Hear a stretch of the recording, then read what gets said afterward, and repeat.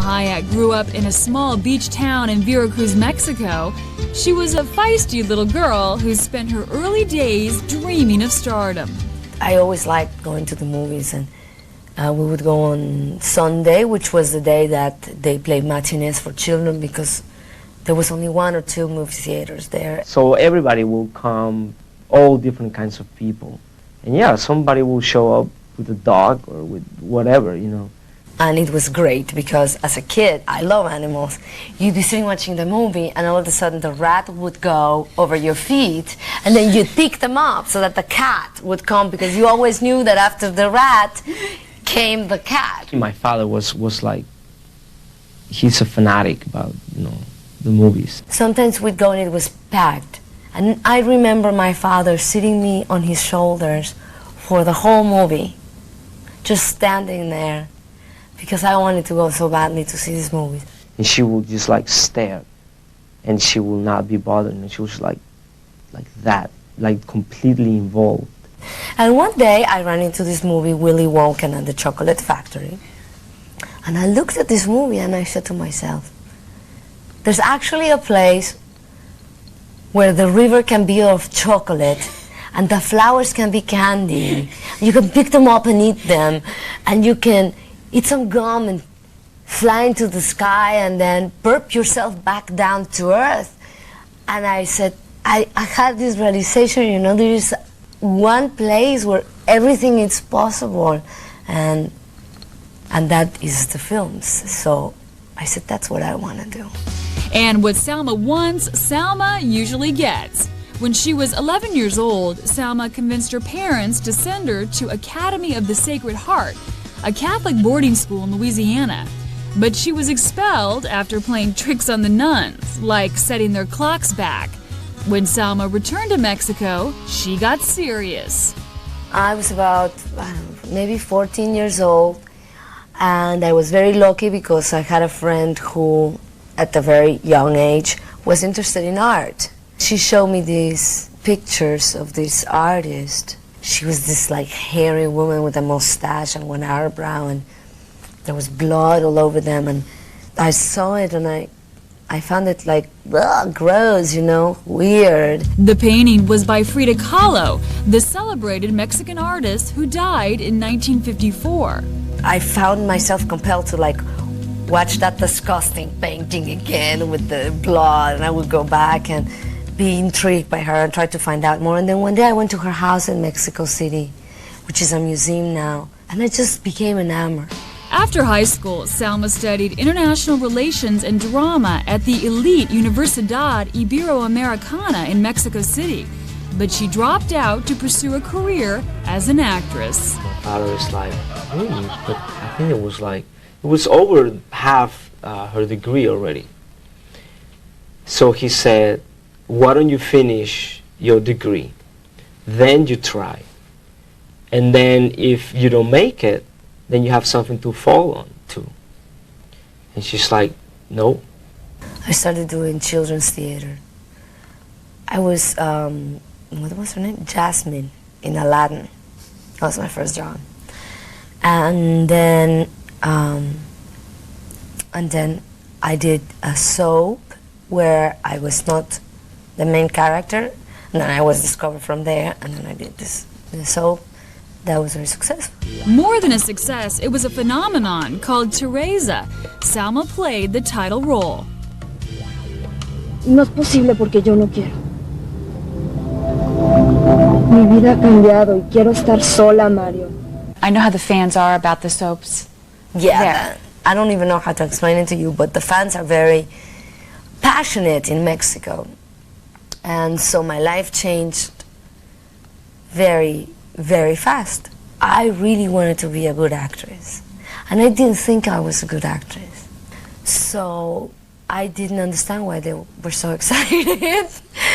And when I finished the soap, I started going back to theater, and then I tried to do the theater, but the fans from the soap would come and script my name. She was the star.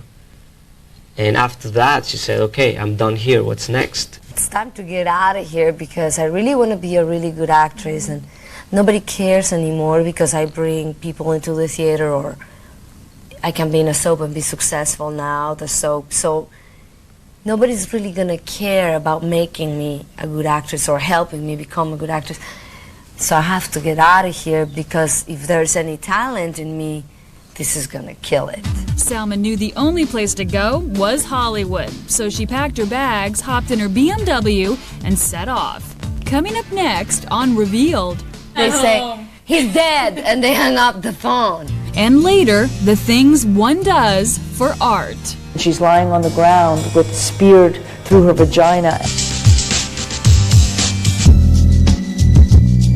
Salma Hayek arrived in Los Angeles in 1991. She knew nothing about the film industry except that she wanted to be a part of it. Salma was 23 years old. Was it hard deciding to come to Hollywood? It was not hard. You weren't scared at all? No, there was some part of me that understood that's what I had to do. At the beginning, maybe not to work here necessarily, but at least to get away and study. So I went to the Stella Adler Conservatory of Drama. I was very, very focused, and I worked really hard to learn English. Another part where I think I wasn't scared is because I was extremely naive. I mean, I knew she was going to be fine. I didn't know if she was going to become a star or an actress, a well-known actress or not. I mean, I got here and I said, okay, so how do you get a job around here? You gotta get an agent. A what? An agent. What do? They get you the job. Oh, great. Well, who's the best one? Well, there's agencies, and then they have many agents. You didn't even have an agent in Mexico? No. Listen, I didn't even have a green card. I was completely naive. I had like a student visa, and I said, so what are the best agencies?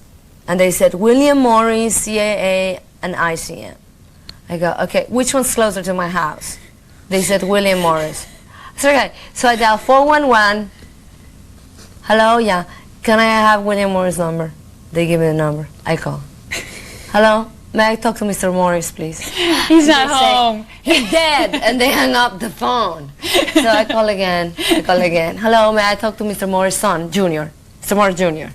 And then they hung up the phone again. So we will go and leave like headshots and then samples of her work, and we will go to like tens and tens of places, and some were very rude. But it turns out Salma Hayek could attract attention all on her own.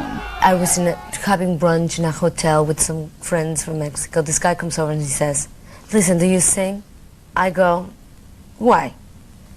I am an agent from a very important agency. I was looking at you from across the room, and you have this great personality, and I thought, if we could get this Latin beauty to do some pop music and put some Latin elements, it would be the hottest thing on earth. This is 10 years ago. This guy was ahead of his time.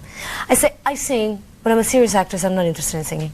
He goes, well, this is my card, and if you're interested, give me a call. Okay.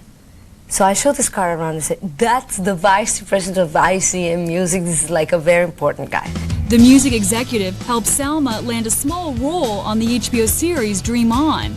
Even before filming, a TV agent was interested in Salma on one condition. He said, listen, you're very charming, you're very pretty. I don't know that you can act. This tape of the soap is useless with the subtitles. You might as well not show it, honey, you know. But if you show me anything on tape that shows me that you can act, I'll sign you. Okay, thank you. So I go do this job, which is Dream On with Brian Benben. But the episode wasn't set to air until 8 months later. On the third day of shooting, the star of the series, Brian Benben, gave Salma a gift. At the end of the day, he knocks on my room and he goes, I have a surprise for you. And he throws a tape of dailies. I've done lots of other stuff before. I sold cosmetics at Macy's. I was a receptionist at a law firm. I like being a maid. I make good money. I have a great boss. No offense, but I live in a nicer place than you do. That's true. Just so happened it was a really, really good episode. A really good episode. It was a very good part. I got tons of fan mail. She also got the agent. Even with representation, Salma learned that good parts for ethnic women were hard to find in Hollywood, but she couldn't let go of the idea of playing Mexican artist Frida Kahlo. When I came to the United States, I heard that they were doing a movie about Frida Kahlo. And I was so excited, but I didn't speak English, I didn't have an agent.